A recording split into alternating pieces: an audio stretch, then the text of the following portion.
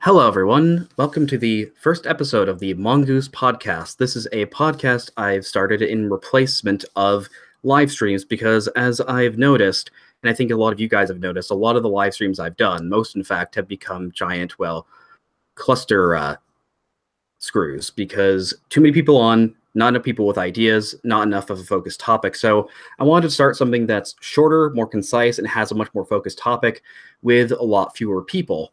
So joining me today is Intermezzo. Thank you very much for coming on to the first episode. Thank you for having me on.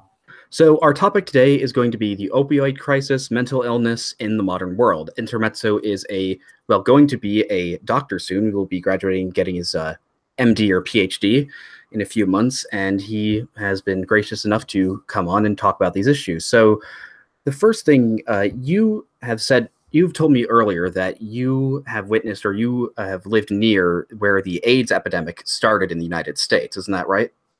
Not quite, but I live kind of close to a place where where a large AIDS breakout happened due to the opioid epidemic. Could you go into that more? Yes. So essentially, what happened was that there was this one county so a couple states over in Scott County, Indiana. And in Scott County, Indiana, it's a rural community. It's a fairly poor community. Mm-hmm. And unfortunately, a lot of these people got into a lot of heroin use, so IV heroin use. And unfortunately, because they were sharing many needles and they were having essentially get-togethers of over 50 people using the same needles, they spread a tremendous amount of HIV within the community. And it ended up being a whole US healthcare problem that received much media attention. And Mm-hmm. so it's been a big issue in that county. They tried to give the people clean needles. And so they're trying to work on the community over there. But like I said, it's not the HIV connection with heroin use is not restricted to this community. And it is, in fact, fairly common throughout the United States. So with the opioid epidemic, could you sort of give us a brief overview of exactly what the opioid epidemic is, what opioids are, and, uh, why specifically poorer rural areas seem to be the most afflicted by it? Yeah, so the opioids they're a chemical that work on opioid receptors. Specifically, there are three different types. There are mu opioid receptors, kappa, and delta opioid receptors. And specifically, the receptors that most of our opioids work on are the mu receptors, which lie in this area of the brain called the raphe magnus, which is responsible for both pleasure and in some cases, a euphoria, and it also helps prevent pain. And so, and so these receptors, they typically receive input from enkephalins and endorphins.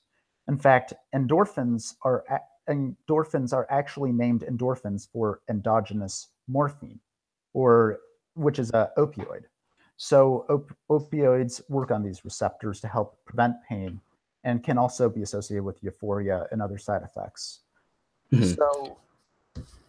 So, did you want to ask a question? Yeah, I was going to ask, so exactly what are some of the more common drugs that would be classified as opioids that are widely used by society today?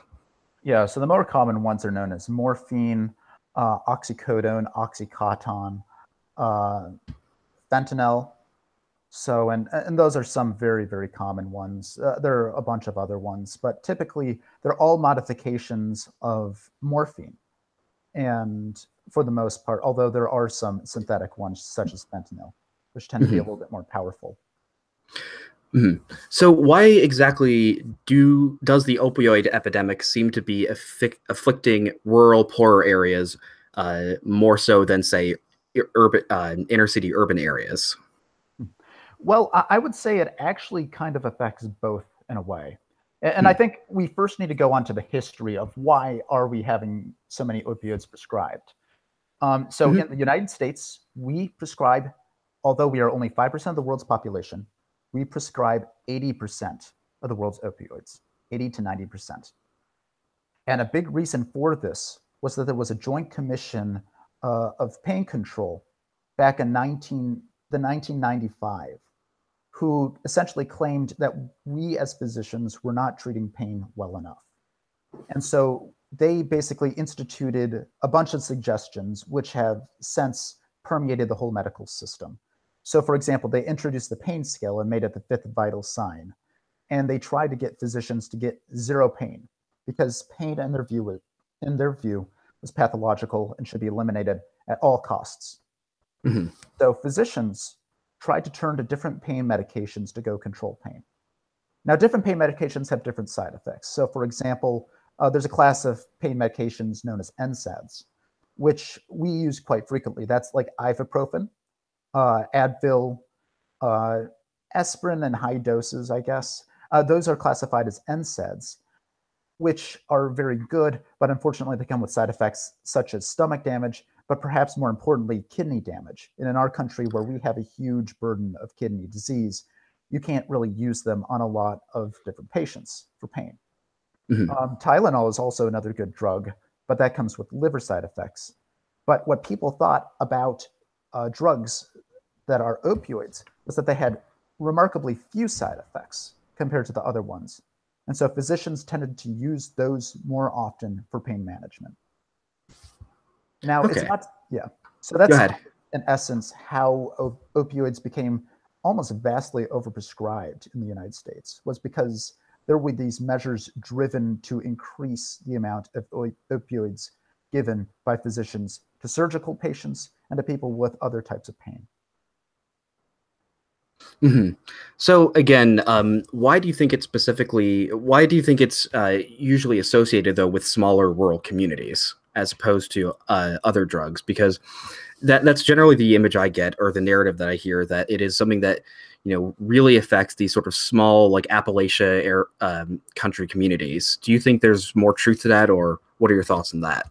Yeah, I do think the bigger drugs that are used in these rural communities are heroin and methamphetamine. Mm. Or those are the two big ones that I tend to see more often. Heroin simply has become bigger as of late, as methamphetamine has kind of got as it's still there, but it's not as big as heroin now from my practice. Mm-hmm. But in essence, I think a lot of it actually has to do with kind of the culture of these communities and kind of the breakdown of these rural communities in a way. Mm-hmm. Could you go into that a little more? Yeah, so essentially, with the deindustrialization of America in many ways, especially throughout the Midwest, a lot of these communities tended to lose a lot of jobs. And not only that, but with the rise of a lot of urbanization here in the United States. So people don't typically stick around the rural countryside very much anymore, especially if you want to become educated. If you want to be educated, you have to go to college. And with a college degree, you typically don't return back to the rural country in order to get a job. You typically find a job in a city. So what's happening is that a lot of people who are very intelligent, who were raised in these communities, are kind of moving out. And they're not really contributing essentially to the culture and to the care really in these places. And it's a big issue, especially when you go look at things like a professional classes in these communities. So I've read articles actually on the problems that there aren't any lawyers in a lot of these rural communities, and that's a huge problem because people out there need they need help with legal problems. And physicians, there aren't very many physicians in rural areas too. They tend to migrate to the cities, and there aren't very many jobs out in these rural places either. Most of the jobs are starting to become concentrated in these cities. Mm-hmm. And that kind of leads to the death of these communities in a way. And when you kind of feel lost, when you don't really have a connection with the other members of the community, then you feel lost and you try to grab onto something, and you try to give basically something to kind of pass the time, something to kind of There's that old saying, the idle hands are the devil's workshop. And I actually think for my own life, that's a very, very true statement. When you when you're looking for work, or when you're like in between school, when you have a long period in which you don't really have much to do, you sort of find stuff to occupy your time. And, you know, you basically look for, well, what's going to give me some sort of emotional high? And I thankfully have not used drugs for this, but you know, I can get this image, and it seems very believable that in these sort of small post-industrial towns across the Midwest, in like Ohio, Michigan, Indiana, that you'll have these sort of, you know, rundown towns where there's just really nothing to do, and so people, and like, you know, people that have lived there all their lives, probably in their middle age graphic, you know, they can't, you know, can't get the education because like they worked at the steel mill for 30 years and now like they don't have any other job skills because the economy's moved on. So, you know, they've got really nothing else to do. Oh, I completely 100% agree with that. That, and plus also they, like, a lot of it's psychological. You know, when you know that there aren't very many opportunities around you, you feel really helpless. And another thing that we haven't mentioned is actually like the collapse of the church culture in these communities as well. So they're essentially losing all these, what I call intermediate institutions that I think contribute to a healthy society and kind of encourage community development. But on the magazine, on the online and print magazine Christianity Today, which I followed for a lot, which is generally a resource aimed at Christian pastors, evangelical pastors.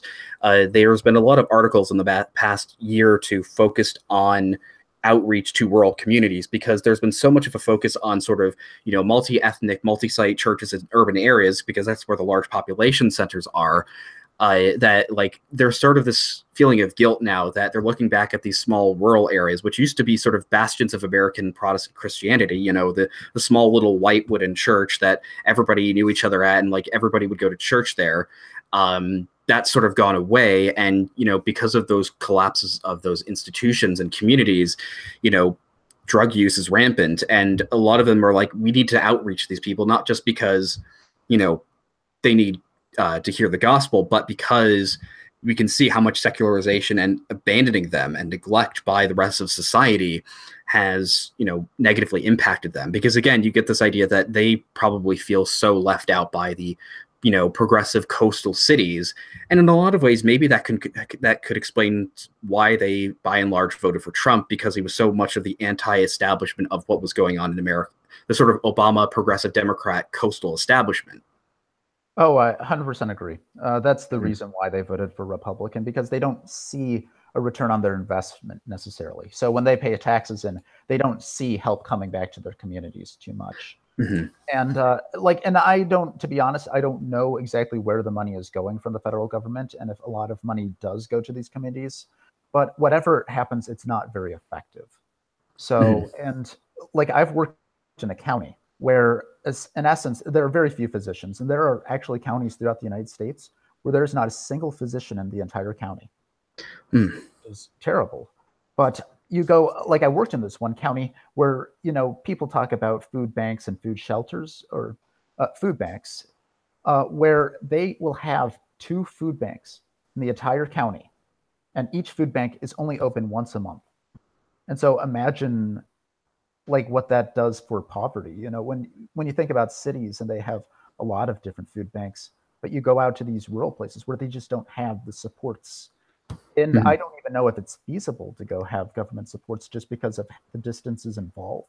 And I think it's also, the fact is, like, these communities are shrinking anyways because, you know, we still live in a rapidly, increasingly urbanized society. Like, I mean, we're not as much as Japan now, or I've heard somebody say it's about 93% urban. I think the United States is like 70% urban, 30% rural, but it's a shrinking minority because of the fact that there's a collapse of both industry and agriculture, because efficiency has made it so that you can produce so much food with so few labor now, and most of it's just owned by factory farms anyway, that really the only like maybe it's not really feasible to uphold these communities indefinitely, because the fact is, like, they cannot economically sustain themselves.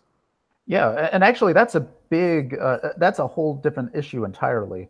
So I've actually talked to truck drivers, you know, when they get in the hospital.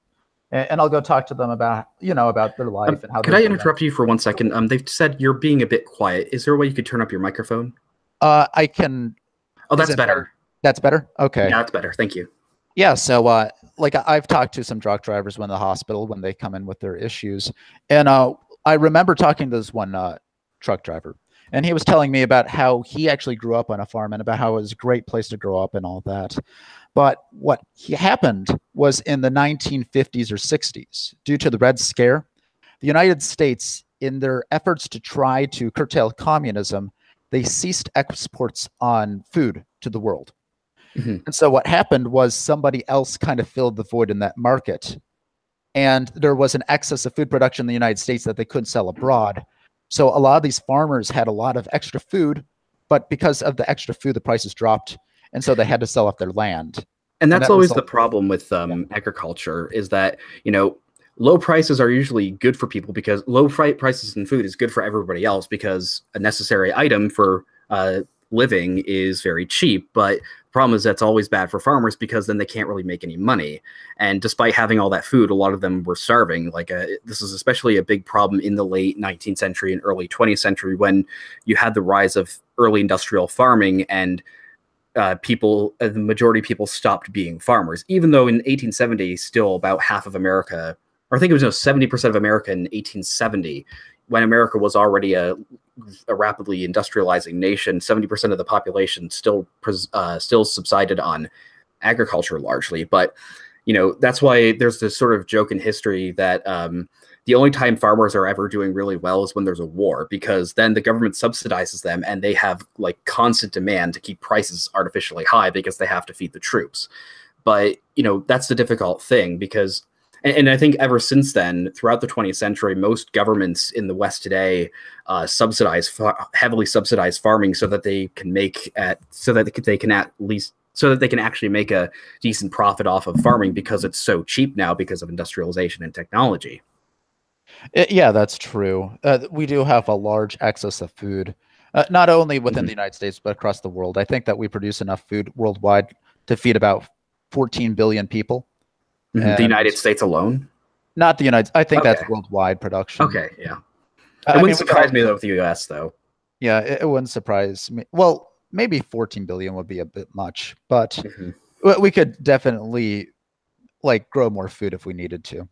And I think, it's that's sort of like debunked the Malthusian argument because, not only did the space because the thing is he didn't count on the fact that the space for farming, like even though that was going to run out, that space could be used more and more efficiently, and it obviously did, and you actually had less and less farmers. But I think back to the opioid epidemic, I think that's the problem is like, even though I think we generally don't like the idea of continuous urbanization because urban areas seem to always necessarily be liberal or progressive areas by the nature of a city, and they, in part because they de-incentive because there's lots of cultural exchange there, and that's where the new ideas come from, and because there's a distinct lack of property ownership because of the nature of living in a city as opposed to a suburban or rural area. I'm thinking if only it would be nice if there's some way we can be able to keep these communities to be able to sustain themselves without having to completely destroy them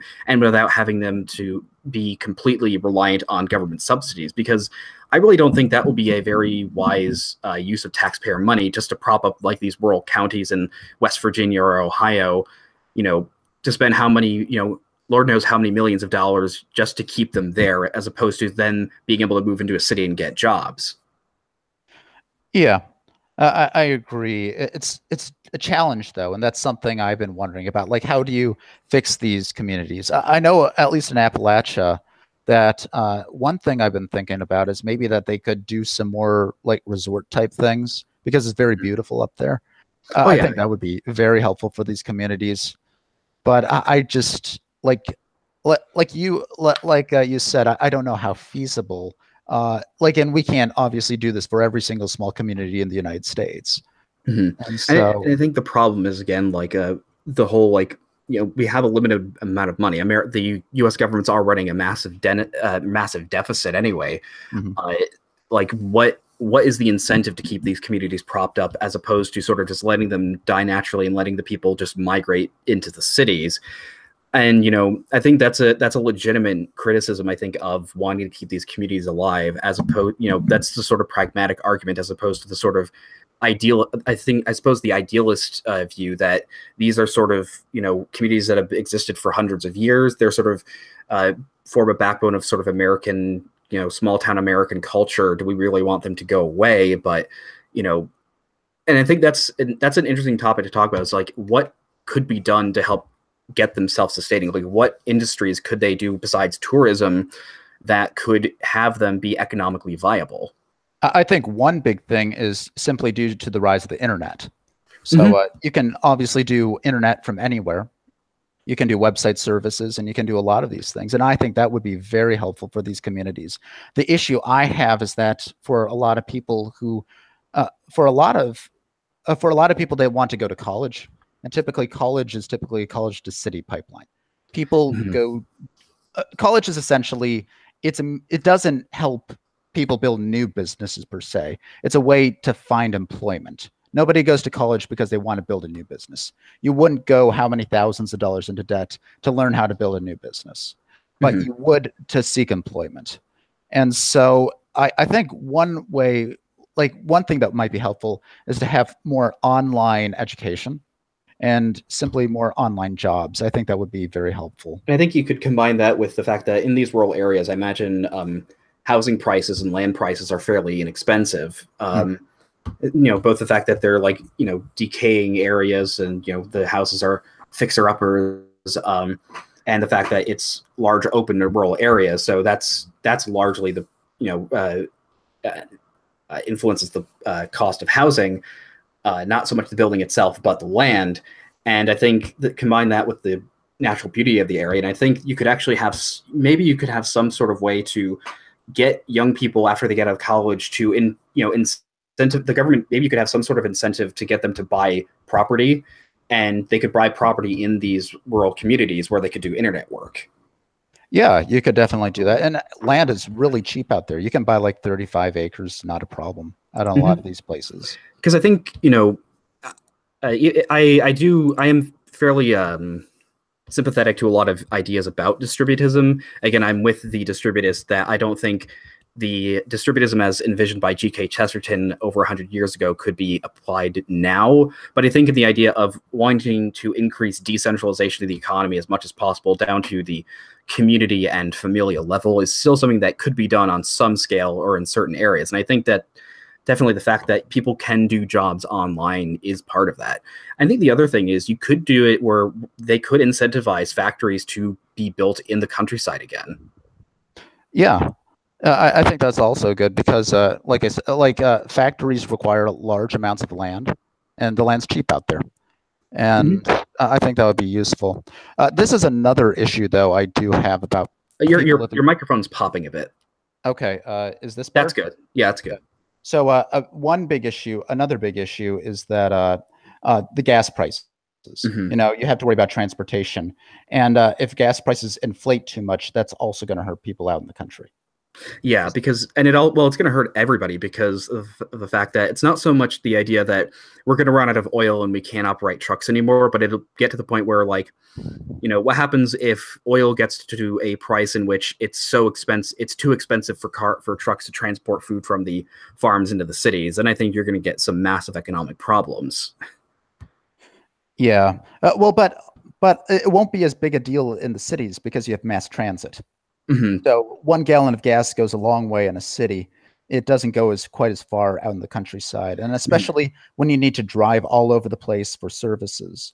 So when go ahead. I do definitely though think there does need to be a reform of how we do mass transit, because I don't think having truck transit is going to be sustainable in the long run. I think there has to be an alternative to it. I would be a proponent of restoring our rail system. Yeah, I would like that too. Right now, there are some issues with it, primarily because it's privately owned. And so what happens is, which is in some ways it's good, in some way you can call it good, you can call it bad, you can call it whatever. I don't really care too much. I just want the railroads to work. But in many ways, what happens is that the commercial companies, they get first picks when it comes to the railways. And so it's hard to go transport people over those distances when you require when basically the commercial companies get first picks. And I think, like, I remember in a conversation we're having on the Discord, the problem with passenger transport by train is that even in the early days of rail, like where the actual money is in the rail system is cargo, not people, because like even in the early days when they're transporting people across the country, transcontinental railroad, they sort of only had passengers as sort of an advertisement for the cargo. Like you'd have some rich businessman like go on, I don't know, Union Pacific, I don't know, in the late 1800s, and you'd be some businessman going, I could use these trains to transport my cargo. And so really the money's not in like the tickets sold on passenger trains, but the cargo. But I think that's sort of a bit off topic from the opioid, but I think that was a productive conversation nonetheless. I think the other big issue I'd want to move on to is, I think, an issue that affects me and probably a huge number of people on the internet and across the West itself, is the issue of, I don't even think you could call it an epidemic. I think you'd have to call it like a plague or just a pandemic of mental illness, especially in the United States and across the developed world, not just the West, but in countries like Japan and South Korea as well. Huge rates of depression, autism, ADD, obsessive compulsive disorder, suicide, and just a lot of it seems to be spurred on by a general loneliness and breakdown of community. And I think I could ask you is, do you think that these were issues that were always under the surface of people that but back, 200 years ago when you were just like a miner or a farmer, you just didn't really have time to worry about that? Or do you think it's something that has been completely spurned on by the modern environments we live in? So I think it's a complex, multifactorial topic. So, and I tend to think of depression, like I don't really think that depression is one formal diagnosis. I tend to think of it as many different types of depression. So, and unfortunately, I also think that it might be quite a bit overdiagnosed by some physicians, unfortunately, because it's really easy to call somebody depressed and give them an antidepressant. But I do think that there is a general feeling of despair in a lot of different places by a lot of different people, simply because of this lack of community. I personally think that we as humans, we are designed essentially to live in communities. We're designed to live in, if you go look at ancient human history, we probably lived in communities of about 200 to 300 people. And now with our hyper individualistic country and attitude, I think that's simply not healthy for us. And I don't think a lot of people can live like this. And I think like it's weird, like we're trying to constantly create substitutes for the traditional communities and institutions we would have had before, because like Gavin McInnes makes a joke, regardless of what you think about him, but like he was talking about why he likes church, and it's like prayer has been replaced with like yoga and meditation.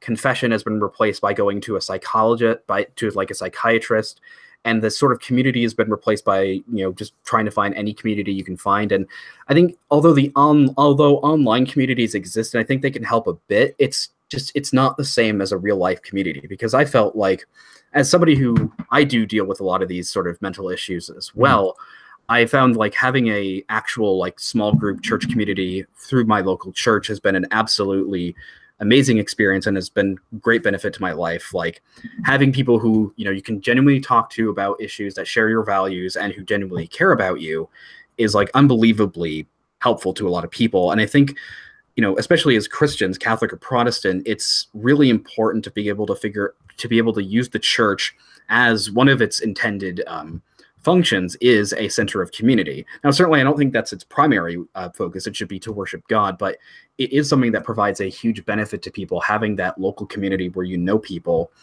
and you share values and you participate in, you can just call it a community ritual every week or every day. And I'm almost certain that it provides some sort of mental benefit to people. Oh, I agree. In fact, I often play on Karl Marx. And so he used to say that religion is the opioid of the people, to bring us back to the opioid crisis. But I tend to go play on that and say religion is the endorphin of the people. Religion is kind of the natural substance that we have that helps us when we have pain, that helps us when we need that extra stretch. It is kind of invoked, that's kind of the runner's high. It's invoked whenever we need that extra energy to move on.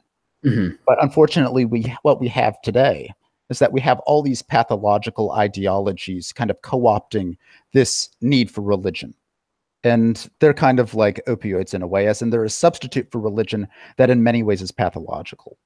It's just trying to fill that void where people used to go to church. Now they're just trying to find anything that can fill that void. But like, they're going to do anything they're going to try anything they can find except go to church, because the culture has sort of, unfortunately, propagandized it so much that like that is not an option that you should do. You should not go to church because it's a bunch of conservative, gay hating people.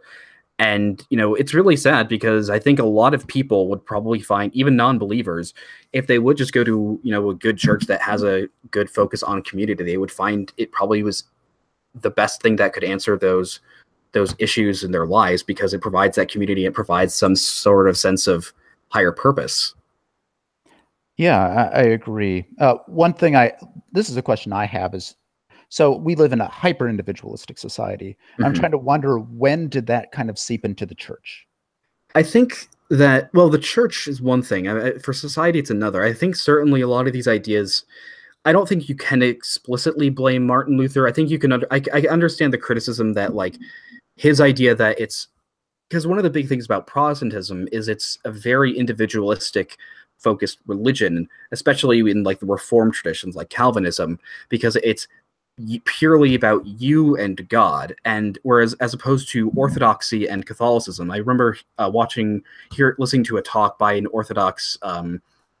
Greek Orthodox professor, Dr. Eve Tibbs, and she said something I really like, which is called "We're all saved together."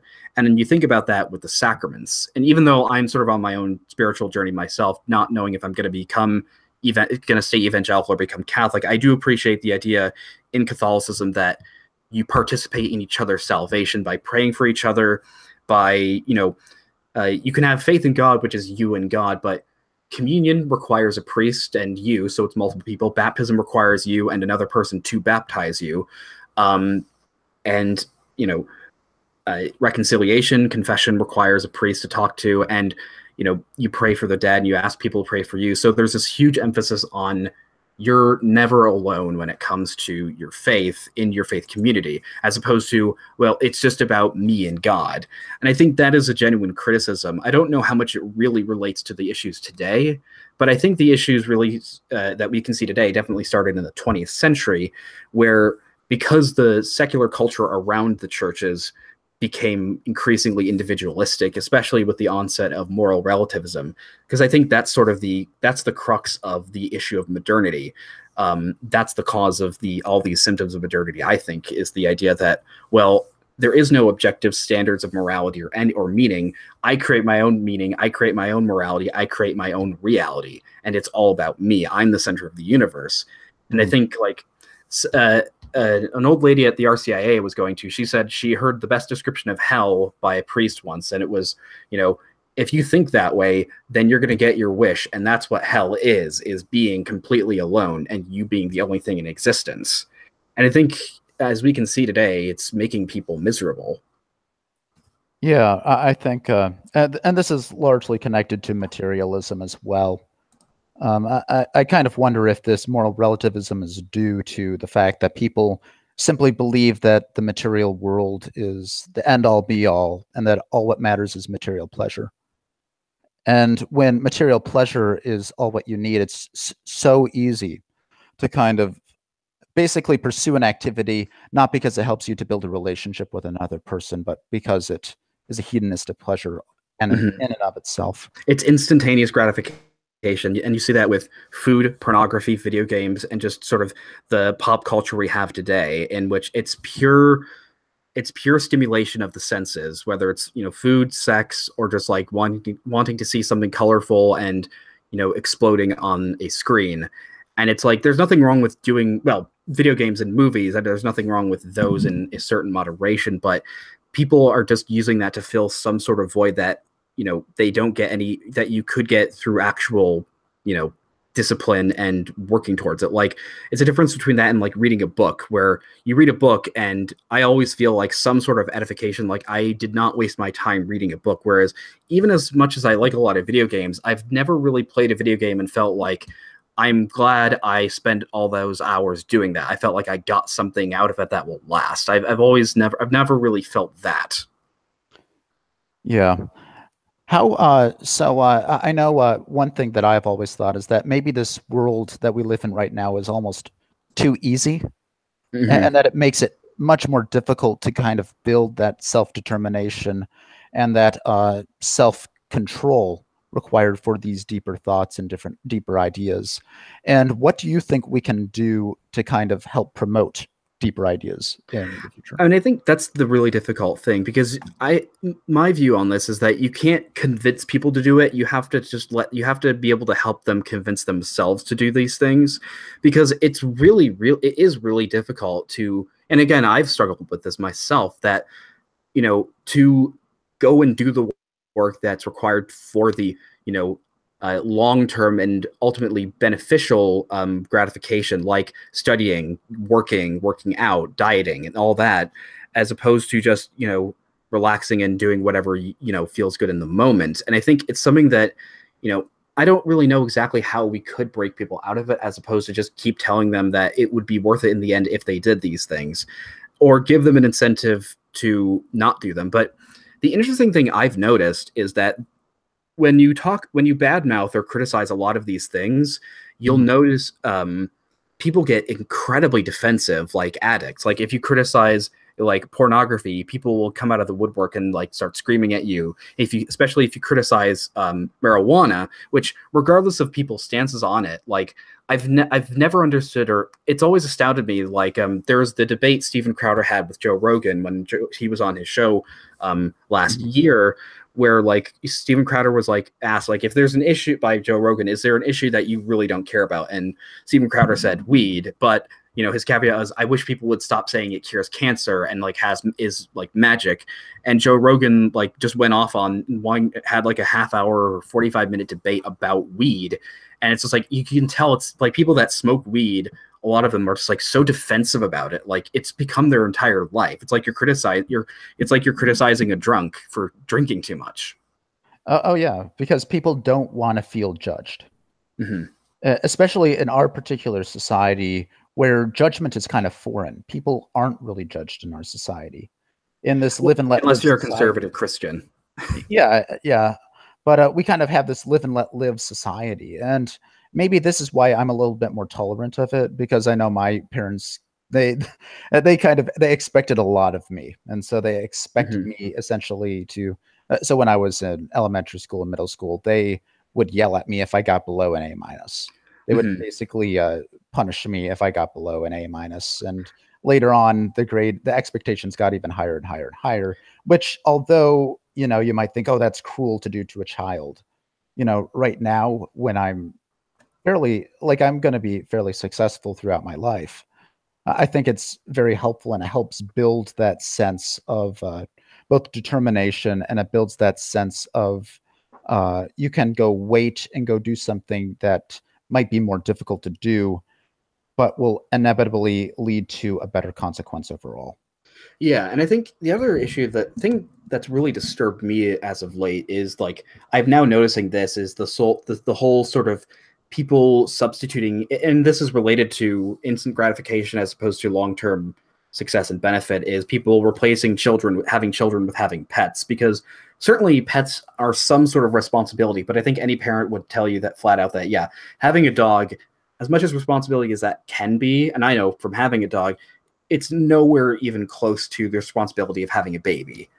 And like, but you now have the whole thing with doggy moms, and like people just like single women that are not going to get married or have kids, just like, pushing around a dog in a stroller because like it's easier to take care of, and like they don't have to find a man to have a dog, you can just get one. And it's sick in a way, and I think it really reflects the sickness of our culture today. And it's like, I feel sort of bad for these people, as much as I think what they're doing is wrong, because like, first off, they're not like, Jordan Peterson says that like some of the most miserable people he's ever talked to are women in their 30s that did not have kids and can't now.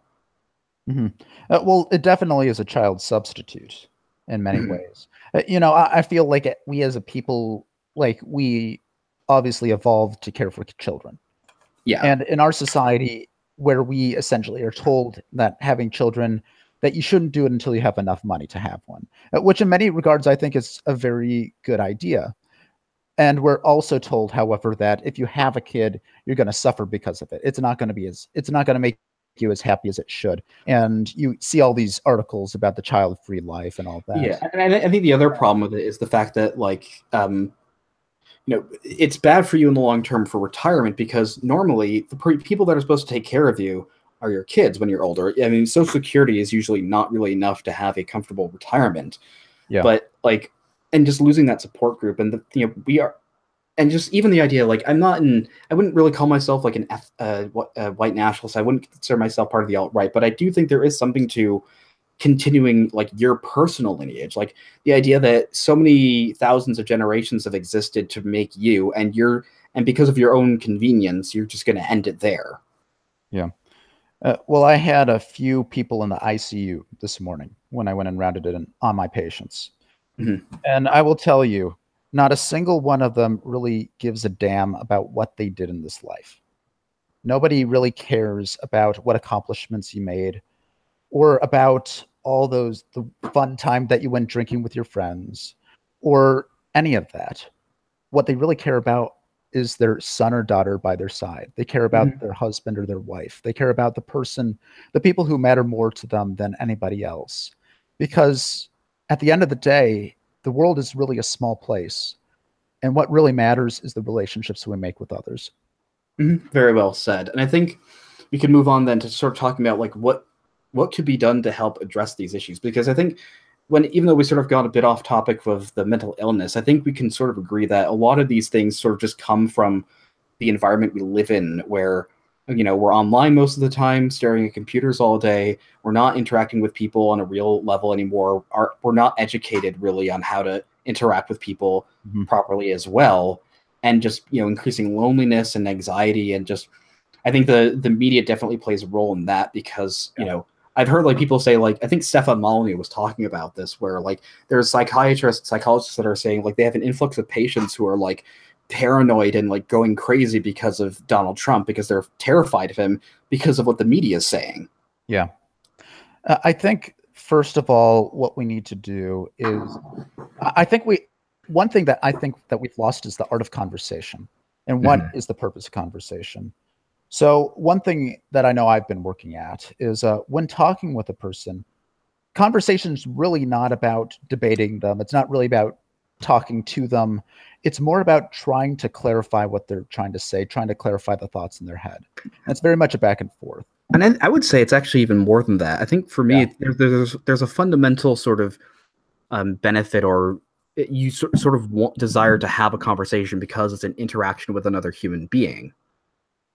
Yeah. And I think, I think though, like for what could be done, especially let's say with children, for instance, is because it is difficult, because since we don't live in a truly industrial or agrarian society anymore, having children is not the economic benefit as it once was, where if you're a farmer, if you have lots of kids, you have lots of free farm hands. Or if you need kids to work in a factory, you can have lots of them. And we also live in a society with wide availability of birth control. So it's, how do we incentivize people to actually have a sustainable number of children? And I think you'd have to do it very carefully. And I think that as much as I've used the argument that, when people say it's too expensive, like that, well, it wasn't too expensive for your ancestor 1,000 years ago who was dirt poor. I understand why that's not really that good of an argument.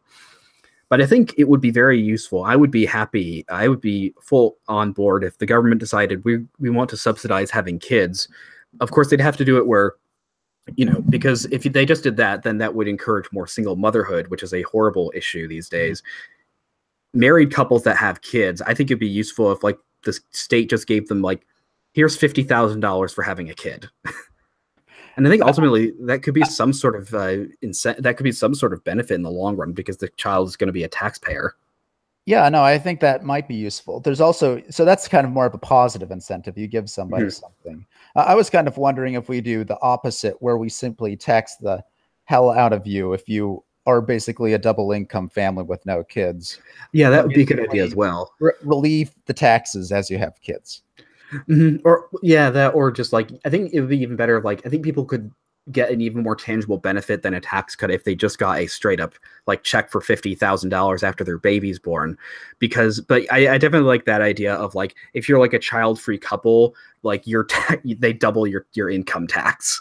Yeah, because if you don't have kids, you don't really need that much money. Let's be honest. And I think that would help. I think with the rise of internet jobs, that it might be useful for people to move out to cheaper land areas. The issue I would have with that is education. So we have a very big problem where land values are exceedingly high in the best education districts. And sorry, what is in the best education districts? The land value is very high. Okay, it's very expensive to buy a house in a place that has good public schools. Mm-hmm.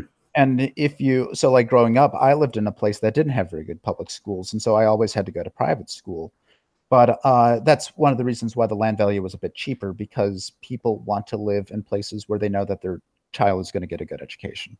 And I think that's a big problem with education as well. The way it's set up is very backwards, because I remember my parents said one of the biggest reasons they moved to the town we live in from the city where, they used to live with my older brother, is because the schools here were known for being very good. But it's like, you shouldn't have to be, it shouldn't be, I don't think it should be where you have to move to a place to choose a different school. I think parents should just be allowed to choose whatever school they want to send their kids to. Like, I think a voucher system would work very well.